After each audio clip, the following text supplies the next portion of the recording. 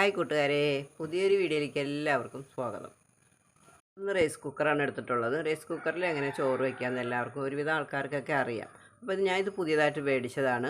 ഒരു പ്രാവശ്യം മാത്രമേ ഇതിൽ ചോറ് വെച്ചിട്ടുള്ളൂ. അപ്പോൾ എങ്ങനെയാണ് ചോറ് എത്ര സമയം വേണം വേവാൻ എന്നൊക്കെ നമുക്ക് ഒന്ന് പരിചയപ്പെടാം. നമുക്ക് തുറന്ന് നോക്കാം. ഇതിൻ്റെ അടയ്ക്കുന്ന ഭാഗമാണിത്. ഇതെന്ന് വെച്ചാൽ ചെമ്മണ്ണൂർ ഗ്രൂപ്പിൻ്റെയാണ് കേട്ടോ ഇത്. ഞാൻ അതിലുള്ളത് കാരണം അതൊന്ന് മേടിച്ചതാണിത്. അതാണ് അതിൻ്റെ അടപ്പ്. ഇതിൻ്റെ കലമാണ്. ഇതിൽ നമുക്ക് 1.5 1.5 നമുക്ക് 1 കിലോ അരിയിട്ട് ചോറ് വയ്ക്കാൻ പറ്റും. ഞാൻ 2 നാഴി ഇട്ട് വെച്ചപ്പോൾ ഇതിന് പകുതി ഉണ്ടായുള്ളൂ. 1 കിലോ ഇടാൻ പറ്റും ഇതിൽ. അതിൻ്റെ ഉള്ളിലുള്ളതാണിത്. ഇതില്ലെങ്കിൽ നമ്മുടെ ഈ കല ശരിക്കിരിക്കില്ല, നമുക്ക് ചൂട് ശരിക്ക് കിട്ടില്ല. ഇതൊരിക്കലും നമ്മൾ നഷ്ടപ്പെടുത്താതെ സൂക്ഷിക്കുക. ഇതാണ്, ഇത്ര വലിപ്പമാണ് ഇതിന്.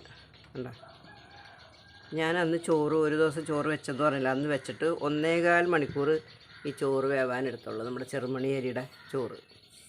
നമ്മൾ ചോറ് വെച്ചതിന് ശേഷം നമ്മൾ ഇതിനെ തന്നെ ഇറക്കി വെച്ചാൽ വൈകുന്നേരം ആയാലും നമുക്ക് ചൂടാറാണ്ട് നമുക്കിത് ചോറെടുക്കാൻ പറ്റും.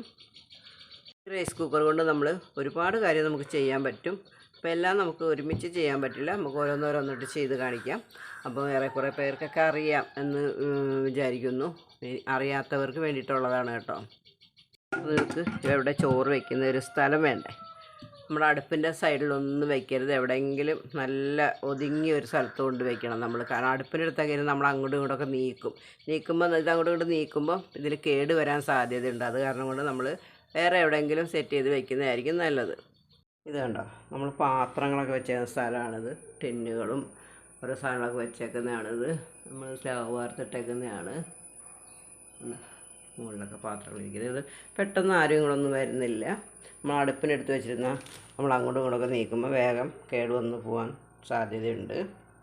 അപ്പം നമുക്കിനി ചോറ് വയ്ക്കാം. വെള്ളം എടുത്തിട്ടുണ്ട്. ഇതിൽ ഒരു അരയിൽ കൂടുതൽ കുറച്ചും കൂടെ വെള്ളം ഒഴിക്കുക. ഇത്ര വെള്ളം വയ്ക്കുക. 1 കിലോ അരിക്കാണ് നമ്മൾ വെള്ളം എടുത്തിട്ടുള്ളത്. നമുക്ക് അടച്ച് സ്റ്റൗവിൽ വെച്ച് കൊടുക്കാം. വെള്ളം സ്റ്റൗവിലാണ് വെച്ചിരിക്കുന്നത്. ഇത് തിളച്ചിട്ട് വേണം നമുക്ക് അരി ഇടാനായിട്ട്. നമ്മൾ 1 കിലോ അരിയാണ് എടുത്തിട്ടുള്ളത്. അതെ, ചെറുമണി അരിയാണ്. നമുക്കിതൊന്ന് കഴുകി കൊണ്ടുവരാം. കഴുകി കൊണ്ടുവന്നിട്ടുണ്ട്. വെള്ളം നന്നായിട്ട് തിളക്കിയിട്ടുണ്ട്. നമുക്ക് അരി ഇട്ട് കൊടുക്കാം.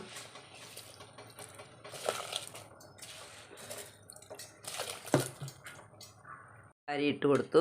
ഒന്ന് ഇളക്കണം. ഇങ്ങനെ ഇളക്കിയിട്ട് നമുക്ക് അടച്ച് വെച്ച് കൊടുക്കാം. തിളച്ചതിന് ശേഷം ഒരു 5 മിനിറ്റ് നന്നായിട്ട് തിളപ്പിക്കുക. എന്നിട്ട് വേണം നമുക്ക് ഇറക്കി വയ്ക്കാനായിട്ട്. നമ്മുടെ അരി നന്നായിട്ട് തിളച്ചിട്ടുണ്ട്. ഉണ്ടോ? ഇനി നമുക്ക് തീ കുറച്ചിട്ടിട്ട് ഒരു 5 മിനിറ്റും കൂടെ കഴിഞ്ഞിട്ട് നമുക്ക് ഇറക്കി വയ്ക്കാം. എന്തായാലും നോക്കാം. നമ്മുടെ അരി ഒന്ന് കുതിർന്നിട്ടുണ്ട്. കണ്ടോ? ഇനി നമുക്ക് റൈസ് കുക്കറിൽ ഇറക്കി വെച്ച് കൊടുക്കാം. സെറ്റാക്കി വെച്ചിരിക്കുകയാണ്. ഇനി സ്റ്റീലിൻ്റെ കരമായ കാരണം സൂക്ഷിച്ച് പിടിക്കുക. ഇറക്കി വെച്ച് കൊടുത്തിട്ട് നമുക്ക് അടച്ചു കൊടുക്കാം. ഇതിൻ്റെ ഈ പിടുത്തല്ലേ, രണ്ടും ഒരേപോലെ വരണം. ഇനി നമുക്ക് ഒരു മണിക്കൂറോ 1.5 മണിക്കൂറൊക്കെ കഴിഞ്ഞിട്ട് നമുക്ക് നോക്കിയാൽ മതി. ചോറ് എന്തായാലും നമുക്ക് നോക്കാം.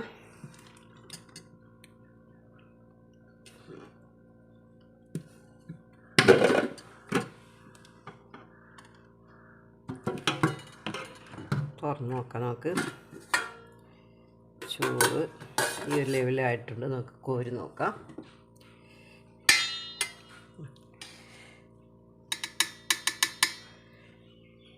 വെന്തിട്ടുണ്ട് കേട്ടോ. അല്ല, ചില ആൾക്കാർ പറയാറുണ്ട് ഈ ചോറ് വെന്തെടുക്കാൻ 6 മണിക്കൂർ വേണം, 7 മണിക്കൂർ വേണം, വൈകുന്നേരം തിളപ്പിച്ച് വയ്ക്കണം. അങ്ങനെയൊന്നും വേണ്ട കേട്ടോ. ഇതിപ്പോൾ 1.25 മണിക്കൂറായിട്ടുള്ളൂ. കണ്ടോ, ചോറ് വെന്തേക്കുന്നുണ്ടോ? 1.25 മണിക്കൂർ. നമ്മൾ കുറച്ച് വെള്ളം ഒഴിച്ച് ഒന്ന് തിളപ്പിച്ചെടുത്തിട്ടുണ്ട്. ഇനി നമുക്ക് ഊറ്റിയെടുക്കാം. ഊറ്റിയെടുത്തിട്ടുണ്ട്. നല്ല അടിപൊളി ചോറാണ്. നമുക്ക് ഈ പ്ലേറ്റിലേക്ക് കുറച്ച് കോരിയെടുക്കാം.